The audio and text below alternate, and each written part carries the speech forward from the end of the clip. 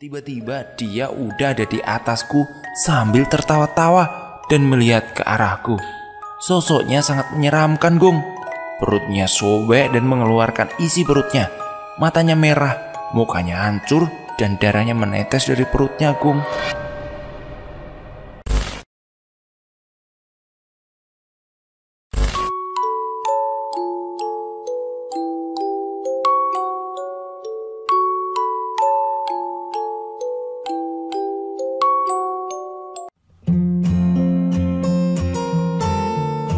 Assalamualaikum warahmatullahi wabarakatuh.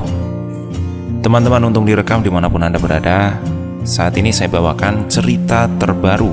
Tulisan ini ditulis oleh Al. Linknya ada di deskripsi. Ratih menunggu pabrik gula. Seperti apa ceritanya? Tapi sebelumnya jangan lupa klik tombol subscribe, like, dan juga komen sebagai wujud dukungan teman-teman ke kami. Dan sebagai gantinya, saya akan bacakan satu cerita yang ditulis langsung oleh penulis Al. Seperti apa? Ini dia ceritanya. Sebelumnya, perkenalkan, nama saya Agung. Aku seorang pekerja di salah satu pabrik gula, di mana pabrik ini juga tempat bekerjanya Dimas, Ratih, Reza, dan juga Dika. Aku dengan mereka itu hanya sebatas rekan kerja saja. Namun aku mengetahui banyak hal tentang persahabatan mereka. Yang awalnya persahabatan mereka baik-baik saja, sampai akhirnya berujung maut. Aku sangat turut berduka cita tentang peristiwa yang telah menimpa persahabatan mereka. Banyak yang menyayangkan kejadian itu, namun apa boleh buat, segalanya sudah ada yang ngatur. Di sini aku akan menceritakan kejadian tentang arwah Ratih yang masih belum tenang dan banyak membuat resah karyawan pabrik, terutama aku sebagai kepala gudang. Gudang di mana tempat Ratih dibunuh dan arwahnya masih saja sering menampakkan diri di sekitar gudang dan pabrik ini. Sudah banyak cara yang kami lakukan untuk membersihkan tempat ini dari arwah Ratih. Mulai dari paranormal, orang pintar, ustadz, juru kunci, kami panggil semua. Namun tak ada satupun dari mereka yang sanggup menghadapi arwah Ratih. Malah salah satu dari mereka ada yang gila. Mulai dari kejadian itu, tak ada lagi yang berani untuk berurusan dengan arwah Ratih ini. Di sini aku juga menyampaikan satu teman kerja wanita bernama Wiwin. Dia yang selalu membantuku mengurus pekerjaan yang ada di gudang. Dia juga karyawan baru di pabrik ini. Wiwin awalnya dia baik-baik saja, sampai lama-kelamaan dia selalu memperlihatkan sifat anehnya. Dia terkadang selalu berdiri dan berbicara sendiri. Saat kutanya dia sedang berbicara dengan siapa, dia menjawab bahwa ia sedang berbicara dengan karyawan baru yang bernama Ratih. Aku menganggap Wiwin hanya berhalusinasi saja saat itu. Memang Wiwin belum tahu kalau dulu ada karyawan yang mati dibunuh di gudang ini. Aku belum menceritakan ke Wiwin tentang hal itu karena rasaku dia tidak perlu tahu mengetahui hal ini. Terdengar tidak adil memang, tapi aku sengaja tidak memberitahukannya karena orang sebelumnya yang bekerja di sini, setelah tahu kebenaran yang ada di pabrik ini, mereka langsung berhenti bekerja. Aku takut Wiwin juga seperti itu nantinya. Jadi aku akhirnya tidak menceritakan itu. Aku tidak ada yang membantu pekerjaan jika akhirnya aku rahasiakan dulu agar Wiwin tidak tahu dan tidak takut. Aku akan bercerita tentang awal 2 bulan sebelum Wiwin masuk kerja di pabrik ini ya. Setelah kejadian terbunuhnya Ratih di gudang itu dikosongkan oleh mandor pabrik selama sebulan lamanya. Selama dikosongkan gudang itu, aku sering memanggil beberapa orang paranormal dan orang pintar. Bahkan juga pernah saya memanggil ustadz. Namun usaha kami belum berbuah hasil, sampai akhirnya kami memutuskan untuk menghidupkan lagi kembali gudang itu. Mungkin dengan terisinya gudang itu arwah Ratih akan pergi. Dari situ pikiran kami saat itu. Namun gudang itu jadi alih fungsi. Yang awalnya gudang itu jadi tempat produksi, sekarang hanya menjadi tempat penyimpanan bahan yang akan diolah saja. Dengan beralihnya fungsi yang kami buat, sehingga gudang itu tidak terlalu sering dimasukin orang, tentu hanya aku dan juga rekanku saja yang menetap bekerja sehari-hari di gudang ini. Aku sebelumnya belum pernah melihat secara langsung arwah Ratih, namun aku selalu merasakan kehadirannya yang ditandai dengan bau-bau bunga matahari. Sebelum Wiwin kerja di sini, aku bekerja dengan Agus. Agus ini teman kerjaku lama, namun dia sudah keluar dari pabrik karena dia habis-habisan diganggu oleh arwah Ratih. Memang kesalahan Agus selalu menganggap sepele arwah Ratih dan menertawakan Ratih sampai akhirnya Agus menerima semua balasannya. Pagi itu aku dan Agus berangkat bareng dari rumah untuk bekerja. Sesampainya di pabrik, aku langsung masuk ke dalam gudang untuk cek stok bahan. Padahal masih pagi loh. Namun Ratih memberi tanda ada kehadirannya di gudang itu dengan mengeluarkan bau bunga matahari yang sangat menyengat. Aku yang mengetahui bau ini yang menurutku lebih baik dihindari daripada dicari, aku langsung keluar gudang dengan sangat terburu-buru. Wajahku sudah memucat saat itu. Sesampainya di pos sapam, aku melihat Agus yang sedang berbicara dengan seorang sapam pabrik. Aku langsung menghampirinya. Agus, jancuk tenan. Kenapa kamu di sini? Orang kerja bukan dibantu malah ngerumpi, ucapku sambil mengatur nafas. Iya, santai aja kali Gung. Masih jam berapa ini?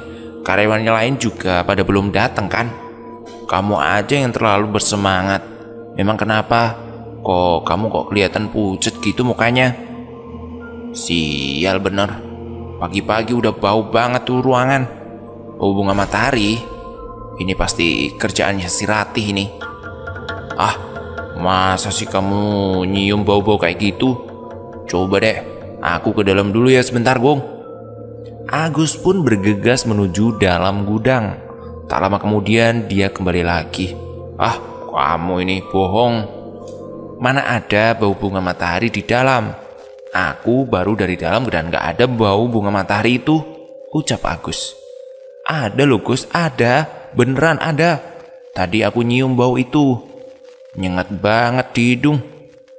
Gak ada Go, gak ada. Ngeyel banget kalau orang dibilangin. Hidungmu tuh emang yang salah. Mana ada hantu pagi-pagi gini. Lagian kalau memang ada pun, masa kamu takut sama setan? Hah? Gak takut sih lebih tepatnya. Ya tentu pasti kaget lah kalau memang ketemu kayak gitu. Emang kamu gak takut sama begituan? Aku takut sama setan? Ya namun mungkin lah. Apalagi setannya si cantik Ratih. Pasti malah aku godain tuh. Diikuti dengan tertawa.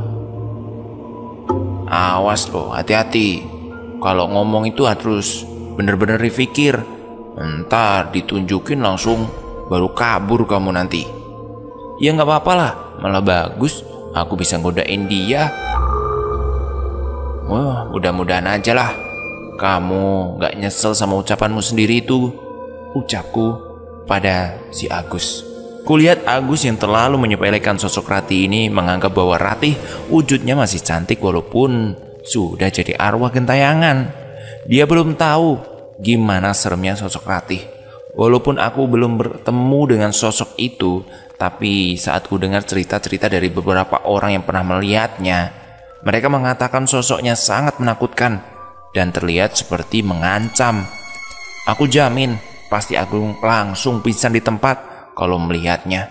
Tapi mudah-mudahan aja deh dia nggak nyesel sama perkataannya sendiri. Tak terasa, sekira beberapa lama kemudian ngobrol di pos sapam satu persatu karyawan pabrik datang. Dan jam kerja pun telah dimulai. Aku dan Agus langsung mengambil tugas kami masing-masing dan mulai pekerjaan kami. Agus hari ini dapat giliran bagian membersihkan dan merapikan gudang bagian belakang. Sedangkan aku hanya melangsir bahan-bahan yang akan diolah. 2 orang pegawai pabrik bagian produksi datang menghampiriku dan meminta pekerjaan bahan untuk dibawa ke tempat produksi. Aku pun bergegas mengambil apa yang mereka minta dan membawakannya.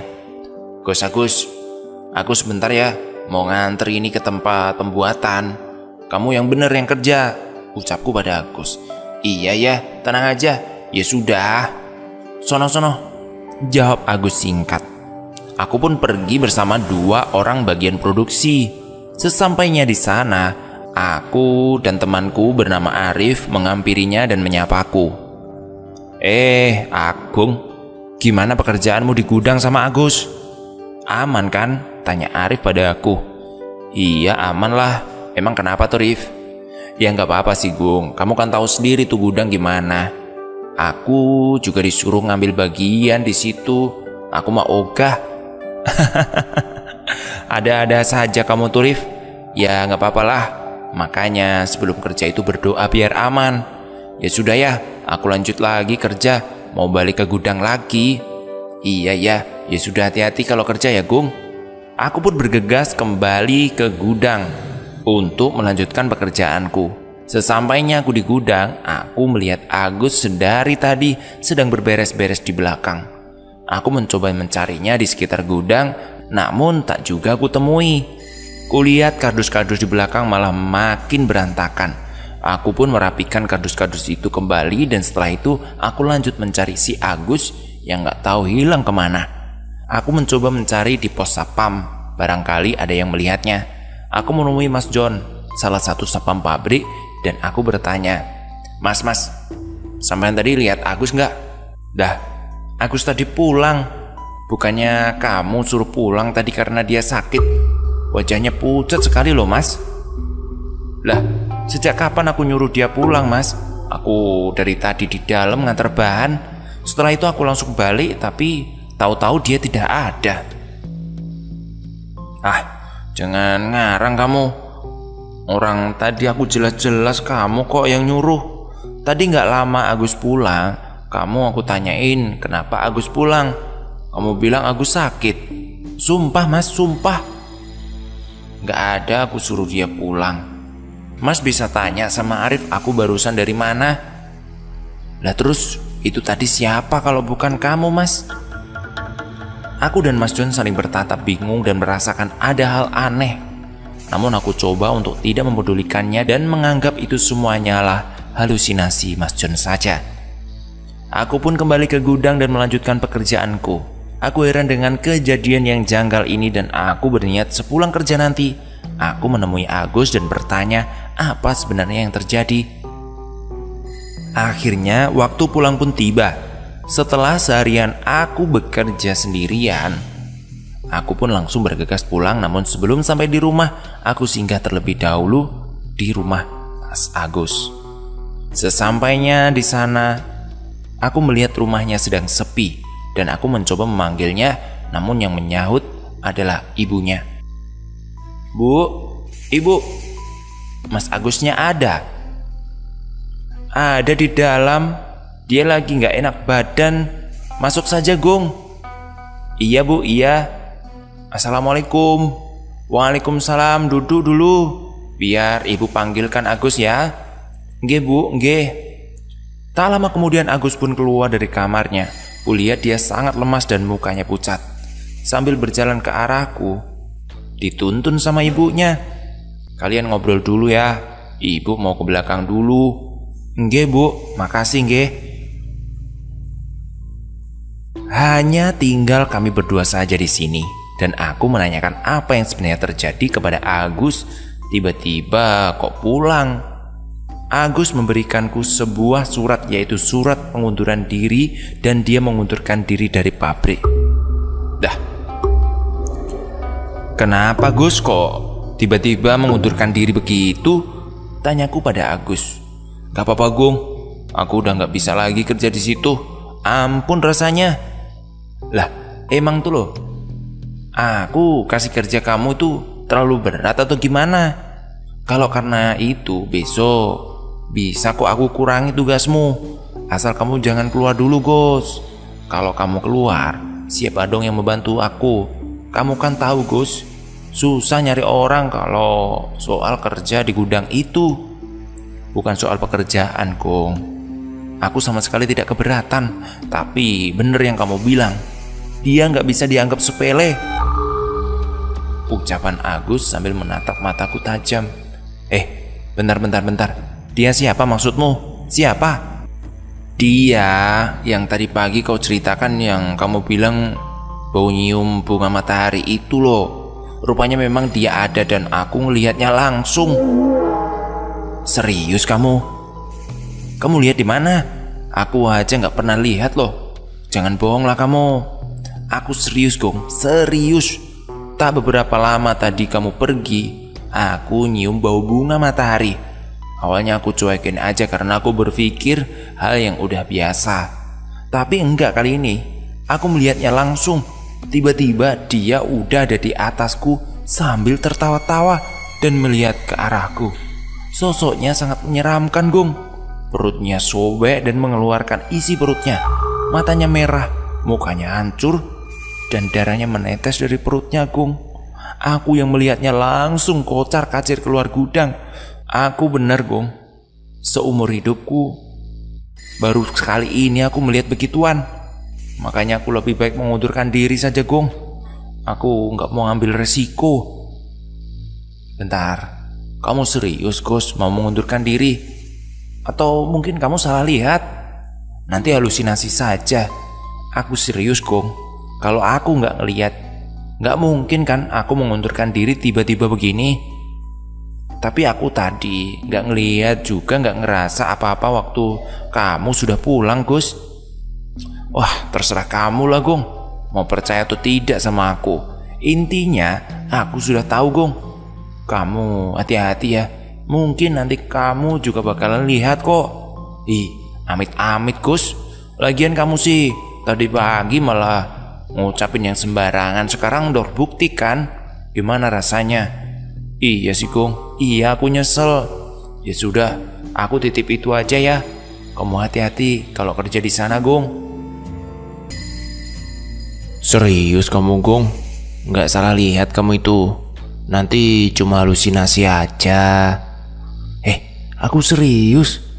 Kalau aku nggak ngelihat, ya nggak mungkin kah aku ngundurin diri tiba-tiba kayak gini kan?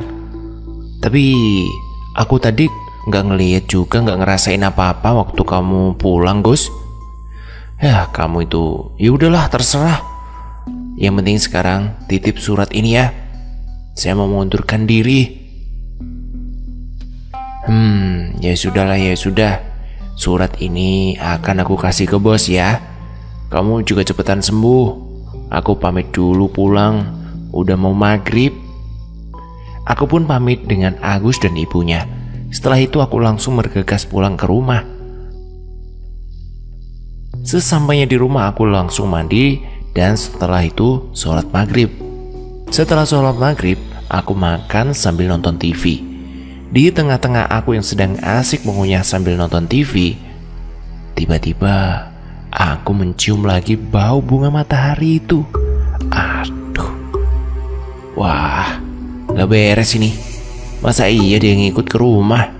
Ucapku sambil memperhatikan ke sekelilingku. Semakin lama bau itu semakin menyengat di hidung. Tak tahan lagi aku mencium bau bunga itu. Aku langsung pergi keluar rumah untuk menghirup udara segar. Tak lama kemudian saat aku duduk di depan sambil menghirup udara segar, ibuku pulang dan menyapaku. Nak, ngapain kamu di depan? Tumben duduk di luar, tanya ibu padaku. Iya nih, Bu, lagi nyari udara seger. Panas banget tuh di dalam. Ibu dari mana kok baru pulang? Oh, ya sudahlah. Ibu tuh baru dari tempat teman ibu, ada acara hajatan gitulah. Kamu sudah makan apa belum? Sudah, Bu, baru aja. Ya sudah, baguslah kalau gitu. Ibu ke dalam dulu ya, mau mandi. Iya, Bu, iya. Ibuku pun masuk ke dalam rumah. Sambil kuperhatikan ibuku yang berjalan masuk ke dalam rumah, aku pun juga ikut masuk ke dalam rumah dan kututup pintunya. Aku langsung masuk ke kamar. Ku dengar dari arah kamar mandi suara percikan air. Aku pikir itu ibuku sedang mandi. Aku langsung rebahan di kasur sambil mendengarkan lagu di handphoneku. Tak beberapa lama kemudian, ibuku mandi. Samar-samar aku terdengar ketukan pintu di tengah. Aku lagi asik berbahan sambil mendengarkan musik. Siapa dia ya? Tanyaku sambil mematikan musik handphoneku. Buka pintunya, Gung. Ini ibu. Terdengar dari luar seorang yang meminta untuk dibukakan pintu. Namun suaranya memang benar-benar persis seperti ibuku. Iya bu, bentar. Aku pun bergegas membuka pintu. Lah, ibu ngapain di luar? Bukannya tadi ibu habis mandi? Tanyaku sambil bingung celingukan. Sejak kapan ibu mandi? Orang ibu juga baru pulang kok dari tempat kakekmu. Aneh kamu itu. Ibu yang benar. Terus tadi ibu bilang mau mandi kok. Tanyaku dengan semakin bingung. Kamu ini ngeyel. Ibu baru pulang kok, ucap ibuku sambil berjalan masuk ke dalam rumah. Aku bingung bukan kepalang. Kenapa ibu baru pulang padahal dari tadi ibu sudah pulang dan katanya mau mandi. Terus kalau ini ibu, tadi siapa? Terus yang di kamar mandi siapa? Aku pun langsung berlari ke arah kamar mandi untuk ngecek siapa tadi yang sedang berada di kamar mandi. Saat kulihat ternyata kamar mandi kosong, tak ada siapapun. Makin bingung aku memikirkannya. Siapa tadi yang menegurku di depan? Siapa yang berada di kamar mandi? Sambil berpikir dengan bingung, aku berjalan keluar kamar mandi. Saat aku berdiri di depan pintu kamar mandi, aku lihat ibuku berjalan ke arah luar rumah sambil membawa sebuah tas. Aku pun berlari mengejar ibuku untuk bertanya kemana ibu akan pergi. Bu, mau kemana lagi toh? Sambil berlari aku sedikit berteriak memanggil ibu. Namun saat aku sudah berada di depan pintu rumah, kulihat ibuku sudah tidak ada lagi dan sudah tak terlihat lagi olehku. Aku semakin bingung. Kok cepat banget ibu menghilang? Saat aku sedang celingak-celinguk di depan, tiba-tiba saja ada sebuah tangan yang menepuk pundakku. Aku terkejut bukan kepalang. Mukaku langsung pucat saat menerima tepukan dari seorang di arah belakangku. Kamu itu ngapain tuh Gong, kok teriak-teriak kayak gitu? Aku semakin terkejut saat mendengar suara ibuku. Padahal ibuku tadi pergi. Tapi kenapa kok tiba-tiba ada di belakangku? Setelah ragu, ku paksakan untuk melihat orang di belakangku. Apa dia benar-benar ibuku atau bukan? Saat aku menoleh ke belakang, aku menghela nafas. Ternyata itu memang benar ibuku. Kok malah melamun begitu toh? Ucap ibuku sambil menampar pipiku. Iya bu, iya. Aku tadi melihat ibu keluar rumah bawa tas kok. Tapi kok sekarang ibu sudah ada di belakangku ya? Sejak kapan ibu keluar rumah? Ibu dari tadi di kamar. Tapi ibu dengar kamu teriak-teriak sambil manggil ibu. Ya akhirnya ibu keluar kamar. Kamu tuh kenapa toh? Lah, kalau bukan ibu terus tadi siapa bu? Tanyaku sambil sedikit kebingungan. Wes, sudah. Mungkin itu halusinasimu saja karena sudah capek kerja satu hari. Sudah kamu sholat dulu, habis itu istirahat ya. Kamu sudah makan apa belum? Iya bu, iya. Mungkin aku kecapean. Makanya aku pikirannya kemana-mana. Ya sudah ya bu, aku sholat dulu. Aku sudah makan kok tadi bu. Ya sudah kalau gitu, masuk dulu deh. Iya ya bu, iya, sahutku singkat. Aku dan ibuku pun masuk ke dalam rumah dan aku langsung mengambil air wudhu kemudian sholat. Setelah sholat aku berbaring lagi di kasur sambil berpikir tentang kejadian malam ini. Namun ku coba untuk mengabaikannya dan mungkin berpikir positif. Tak butuh waktu lama, aku larut dalam tidurku. Dan keesok harinya, kring, jam alarmku berbunyi. Waktu menunjukkan 5.30. Aku pun bangkit dari kasurku untuk memulai hari yang membosankan ini. Rasanya malas banget kerja. Mana aku sudah nggak kerja. Aku pun bergegas mandi, sedangkan ibu kulihat sedang sibuk membuat sarapan untukku. Setelah mandi aku langsung berpakaian, setelah itu membuat secangkir kopi. "Kenapa kamu tadi malam kok sampai berhalusinasi kayak gitu?" tanya ibuku sambil memasak sarapan untukku. "Gak tahu, Bu. Mungkin aku kecapean. Karena mungkin semalam aku harus bekerja sendirian. Dan hari ini pun aku juga harus sendirian. Males banget rasanya mau masuk kerja." "Lah, emang Agus kemana? Kok sendirian?" "Dia udah gak kerja, Bu. Gak tahu kenapa. Katanya dia semalam diganggu oleh arwah Rate, Bu." Lah, kok bisa? Emang apa yang Agus buat sampai kok diganggu begitu?" "Ya, macem-macem sih, Bu. Gak tahu sih Agusti kayak gimana. Dia kan ngomongnya tuh suka sembarangan, Bu. Bukan manusia aja yang sering kesindir omongan Agus tuh. Emang kelewatan omongannya." "Kamu itu ada-ada saja, Togong. Ya sudah, kamu hati-hati kalau kerja ya. Jangan lupa berdoa sebelum bekerja. Ya sudah, ini dimakan dulu. Sarapan baru nanti berangkat. Ibu mau mandi dulu." "Iya, Bu, makasih ya." Aku pun segera melahap sarapan buatan ibuku dan menghabiskan secangkir kopiku. Setelah siap sarapan, aku langsung pamitan dengan ibuku untuk berangkat kerja. Di sepanjang perjalanan menuju pabrik, aku berpikir siapa yang bisa membantu untuk mengurus gudang. Namun hari ini Dewi Fortuna berpihak padaku. Saat aku berjalan menuju pabrik, aku ketemu dengan teman lamaku yang bernama Salim. Salim ini teman SD ku dulu. Aku bertemu dengannya di jalan dan dia juga sedang mencari pekerjaan. Akhirnya ku ajak dia masuk ke pabrik untuk melamar pekerjaan. Dan akhirnya bisa bekerja denganku. Pada hari itu, Salim diterima bekerja di tempatku dan ia ditugaskan untuk membantuku untuk mengurus pekerjaan di gudang. "Lim, beruntung kamu mah. Beruntung bisa langsung diterima. Selamat ya. Mudah-mudahan kamu betah kerja di sini," ucapku dengan sedikit girang karena dapat orang yang akan membantuku. "Iya, Gong. Aku kira aku gak bakalan diterima loh. Emang dulu gak ada yang bantu pekerjaan kamu, Gong?" "Ada sih, Lim. Cuma dia mulai hari ini sudah tidak bekerja lagi." "Lah, emang kenapa, Gong? Ada masalah?" Aku tak menjawab pertanyaan Salim. Karena kalau ku beritahu yang sebenarnya, pasti Salim juga enggan bekerja di sini. "Udah, Lim, kamu ganti baju dulu dah. Gudangnya ada di belakang ruang produksi.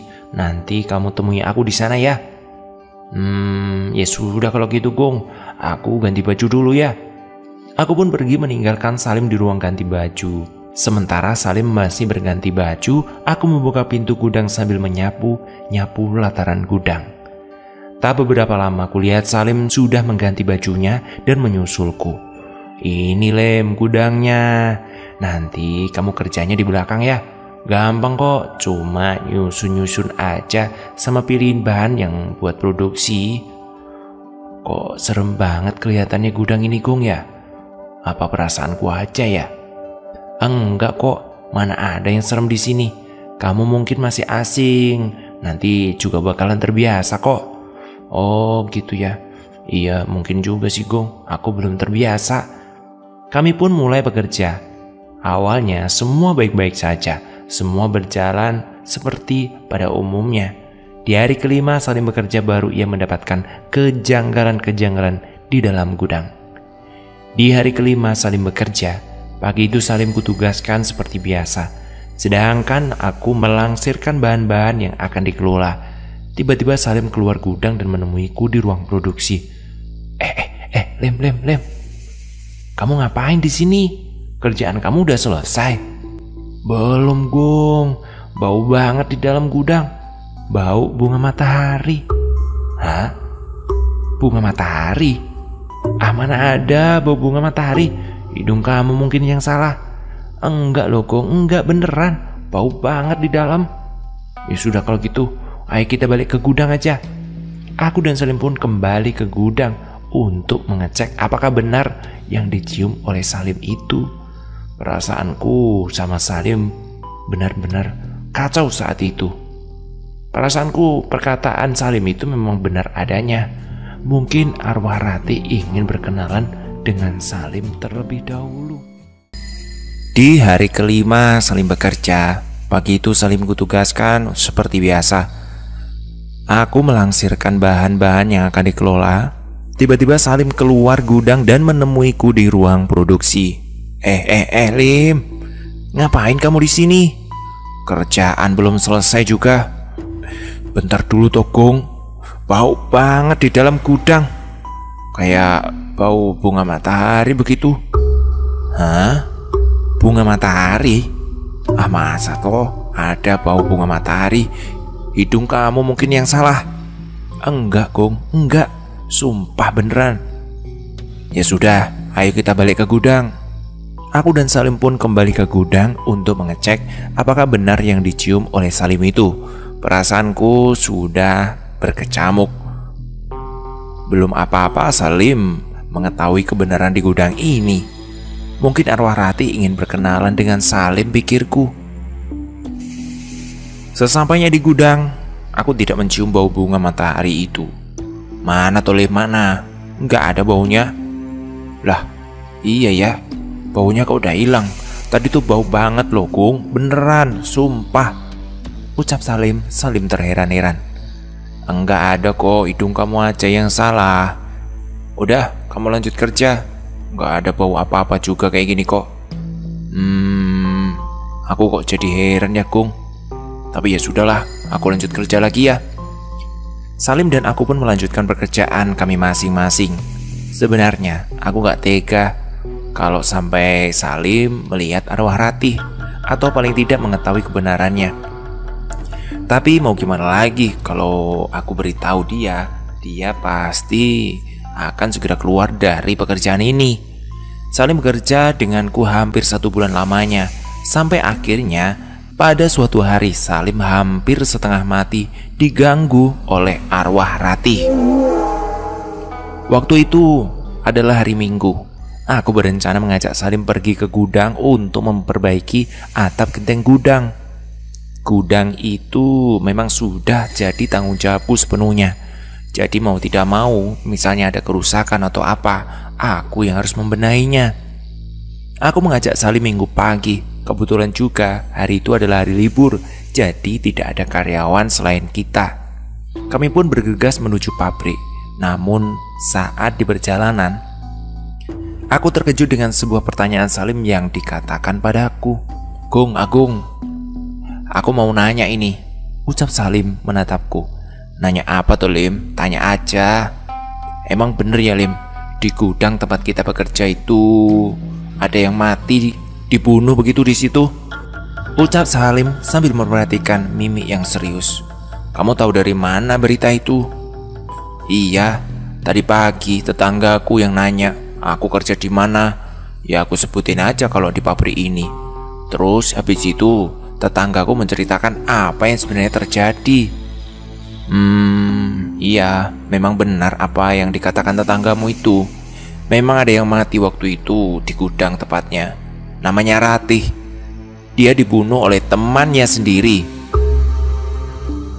Dan sampai sekarang arwahnya masih belum tenang. Hah? Maksudnya itu belum tenang gimana toh Gung? Perasaan selama aku bekerja nggak pernah tuh ganggu atau gimana. Kamu aja yang belum tahu Lim. Kamu sering nyium bau bunga matahari kan? Iya, memang kenapa?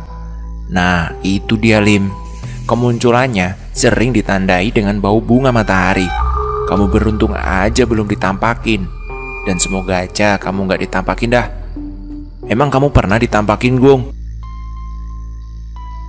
Ya aku gak pernah sih, paling ya nyium wangi gitu aja. Tapi kalau temanku si Agus itu sudah sampai sakit loh dia. Seketika muka Salim pucat saat mendengar semua pernyataan dariku.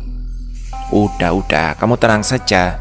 Dia gak akan ganggu kalau kita gak ganggu. Buktinya selama ini kamu aman-aman aja kan? Iya sih Gung. Lagian masa sama setan aku takut? Ya gak mungkin lah. Nggak pernah tuh sejarahnya Salim takut sama setan. Saat mendengar ucapan Salim, aku jadi teringat Agus yang kemarin itu sebelum diperlihatkan wujud Ratih mengucapkan perkataan yang hampir persis sama yang Salim katakan ini. Memang betul apa yang diucapkan Salim. Manusia nggak perlu dan jangan takut dengan setan dan jin, karena manusia lebih tinggi derajatnya dibanding setan dan jin. Tapi menurutku lebih baik kalimat itu dijadikan pendirian saja untuk diri sendiri, tidak perlu diucapkan. Dan kalau terdengar seperti terlihat sombong begitu, kadang juga ucapan kita sendiri yang buat kita bisa celaka. Akhirnya setelah beberapa lama menyita waktu di perjalanan, kami pun sampai di pabrik. Terlihat sangat sepi, hanya ada 2 orang security di gerbang utama. Sempat terlibat beberapa percakapan dengan security dan menanyakan untuk apa datang kemari. Aku pun menjelaskan bahwa kami ingin membenahi atap genteng gudang yang bocor itu. Akhirnya security pun membiarkan kami masuk. Setelah security memberi izin pada kami, aku dan Salim pun langsung bergegas menuju gudang. Sesampainya di gudang, aku langsung membuka pintu gerbang gudang. Oh iya Lim, aku lupa bawa tangga. Kamu tolong ambilkan tangga di pos ya Lim. Kamu bukan sekalian Gung, padahal tadi kan lewat di situ. Ya sudah, bentar lagi aku ambil ya. Sementara Salim mengambil tangga, aku menyapu-nyapu halaman gudang sambil menyiramkan air agar tidak terlalu berdebu. Saat aku sedang menyapu, aku tak sengaja melihat sesosok wanita berlari ke arah ruang produksi. Aku pun heran, siapa wanita itu? Bukannya hari ini hari libur? Rasa penasaranku pun tak terbendung lagi. Aku langsung berlari dan hendak mengintip dari jendela kaca yang menempel di gudang produksi dan mencari tahu siapa wanita itu. Namun setelah aku mengintip ke dalam ruangan, aku tak melihat siapapun yang ada di sana. Di dalam ruang produksi itu hanyalah kosong. Lalu aku pun semakin heran, apa cuma halusinasiku saja ya. Selang tak beberapa lama aku hendak kembali, aku mencium wangi bunga matahari. Seketika aku seperti sadar, mataku membelalak lebar dan menyadari bahwa wangi bunga ini adalah tanda kemunculan Ratih. Bulu kuduku langsung berdiri, mukaku mulai pucat saat aku sadar siapa yang dibalik petanda ini. Tak ingin bernasib sama seperti Agus, aku pun berlari dan pergi meninggalkan ruang produksi itu. Setelah berlari, aku terburu-buru meninggalkan tempat itu. Sesampainya aku di depan gedung, kulihat Salim sudah berada di situ memegangi tangga. "Mukamu kenapa pucat, Gung?"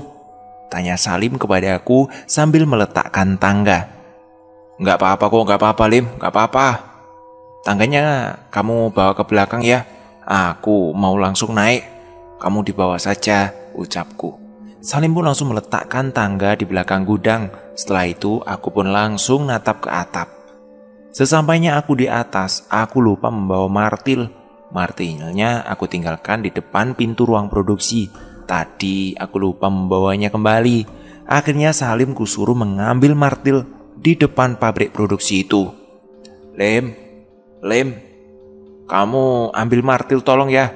Ada di depan pintu ruang produksi itu loh. Aku tadi kok lupa membawanya, ucapku padanya.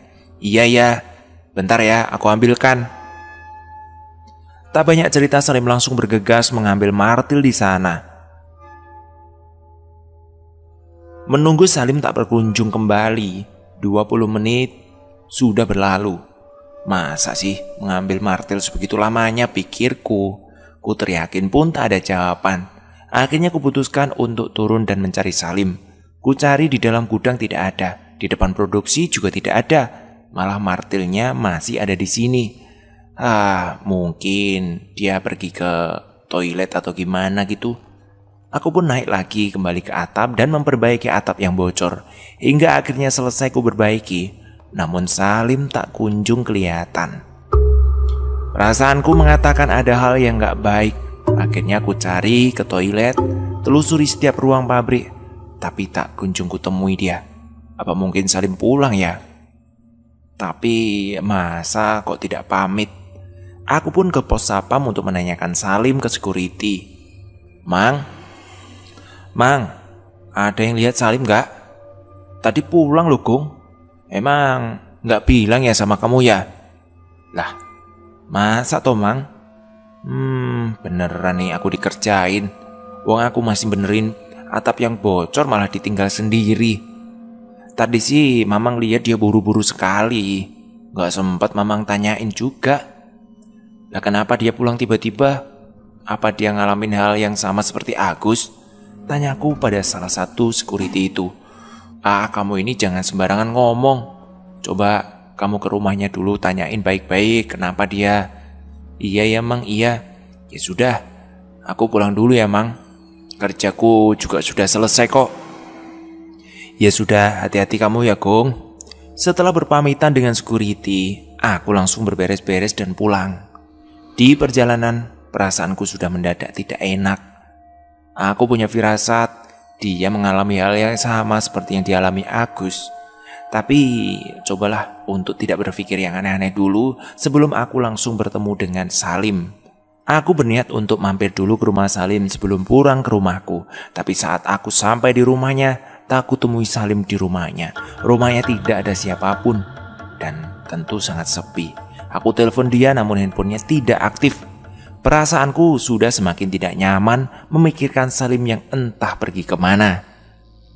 Akhirnya kuputuskan untuk pulang terlebih dahulu ke rumah.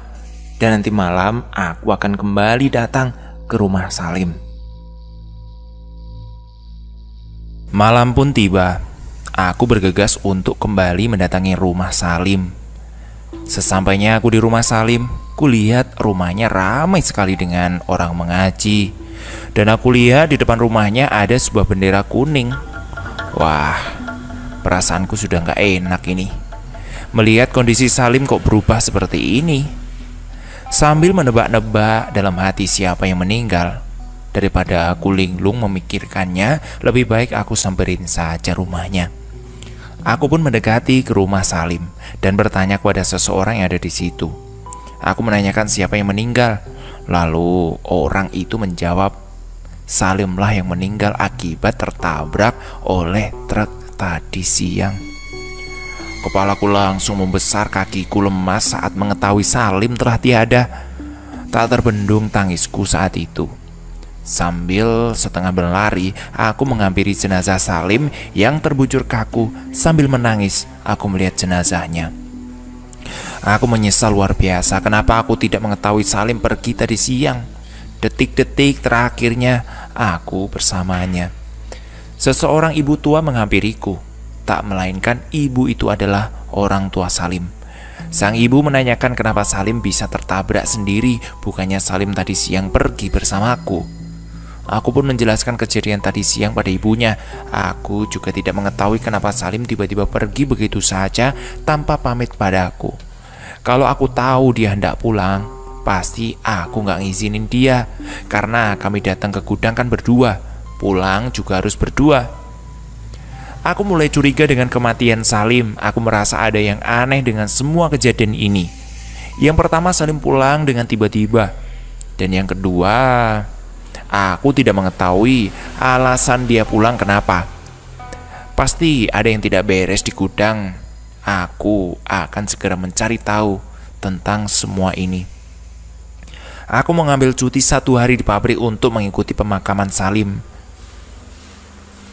Setelah pemakaman Salim sudah selesai pada hari ini, aku mendatangi pabrik dan bertemu dengan 2 security pabrik yang sedang berjaga. Aku memberitahu mereka bahwa Salim telah meninggal. Kedua security itu pun terkejut mendengar berita duka ini, dan mereka juga merasakan hal yang ganjil sama sepertiku. Aku pun meminta 2 security itu untuk membuka rekaman CCTV untuk mengetahui apa yang sebenarnya terjadi sebelum Salim kecelakaan.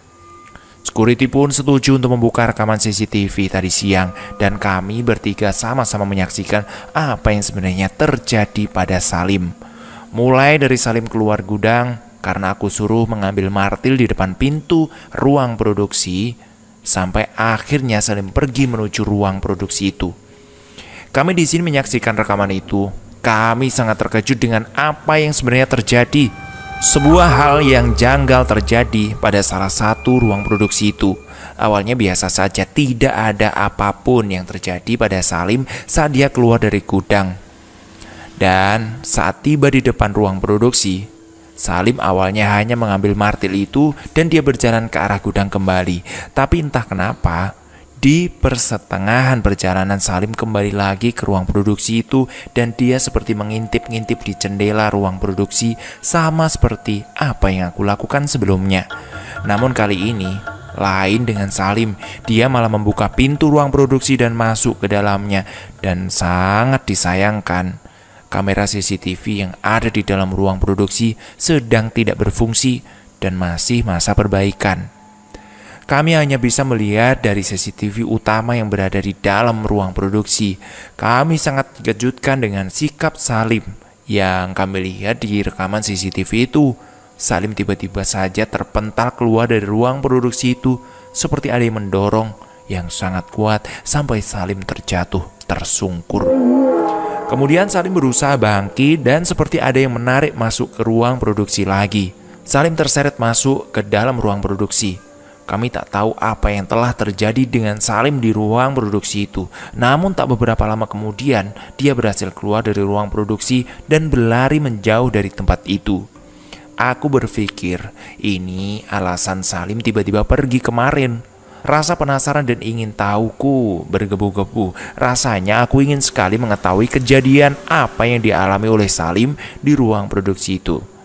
Tak hanya aku yang penasaran, dua security yang sedari tadi bersamaku menyaksikan CCTV itu pun mereka sama-sama penasaran. Sampai akhirnya salah satu security yang biasa aku panggil Mamang itu memutuskan untuk kami bertiga melihat ke ruang produksi dan melihat apa yang sebenarnya terjadi, dan barangkali kami bisa menemukan sedikit petunjuk tentang kematian Salim. Akhirnya kami pun bergegas ke sana dengan membawa senter untuk jadi penerangan kami. Sampainya kami di ruangan produksi, kami membuka pintu dan kami masuk ke dalamnya. Namun kami tidak menemukan apapun. Kami mengelilingi ruang produksi itu, tapi juga tak kami temui apa yang janggal dan bisa menjadi petunjuk kematian Salim. Hingga akhirnya kami duduk sejenak di depan pintu ruang produksi sambil mengisap sebatang rokok. Kami terlibat beberapa percakapan kecil di ruang produksi itu, sampai akhirnya salah satu dari kami mencium aroma yang sangat kami tidak suka. Wangi-wangian ini menurut kami lebih baik dihindari daripada dicari. Ya, benar, wangi bunga matahari yang beridentik dengan kehadiran Ratih. Aduh, udah gak jelas ini. Perasaanku sudah gak enak. Ayo kita pergi saja dari sini, Mang. Iya, ayo kita ke depan saja. Aku pun bergegas menutup kembali pintu ruang produksi, namun kali ini kesialan giliran menimpaku. Saat aku sedang menutup pintu, tak sengaja pandanganku menatap kosong ke arah salah satu sudut ruangan. Aku melihat seorang wanita yang berdiri di balik kegelapan. Aku tak bisa melihat siapa yang berada di sana, namun saat aku memandangnya, mendadak badanku tak bisa digerakkan dan terpaku dengan pandangan terus ke wanita itu. Samar-samar terdengar seperti suara seorang perempuan sangat dekat.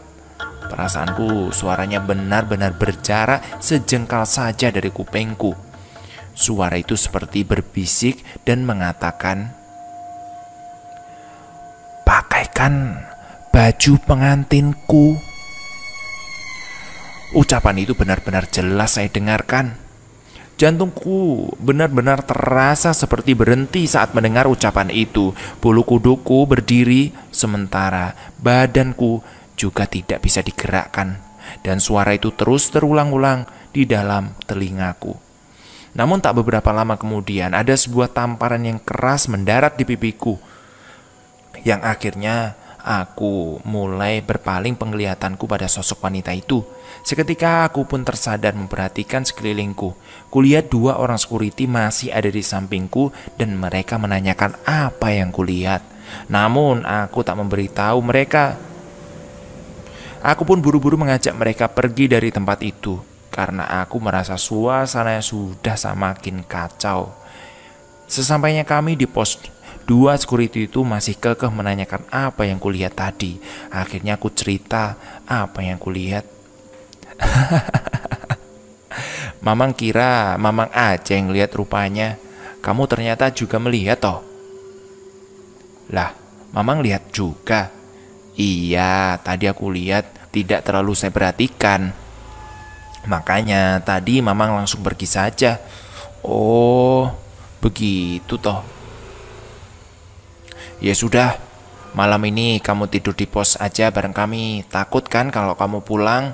Lagian juga udah larut malam kan? Besok pagi baru kamu pulang, ucap Mamang. Setelah aku pikir-pikir emang ada benarnya. Apa yang dibilang oleh Mamang, lebih baik aku tidur di pos satu malam ini dan besok subuh aku baru pulang. Akhirnya aku pun tidur di pos security bareng dengan mereka. Subuh kemudian pun tiba. Aku langsung pamit pulang bersiap-siap untuk bekerja. Tapi setelah penuh pertimbangan, aku rasa sudah malas bekerja lagi di pabrik ini. Aku mulai takut bernasib sama seperti Salim dan Agus. Akhirnya aku putuskan hari ini untuk bekerja terakhir kalinya di pabrik ini dan aku akan mengundurkan diri. Sesampainya di rumah, kulihat ibuku sedang memasak sarapan. Ibuku bertanya tidur di mana karena tadi malam aku gak sempat pulang. Tak begitu banyak percakapanku, aku langsung bergegas mandi, sarapan dan pergi bekerja lagi. Rasanya hari ini benar-benar malas. Aku mau balik lagi ke pabrik itu. Masih saja terniang wajah Ratih itu.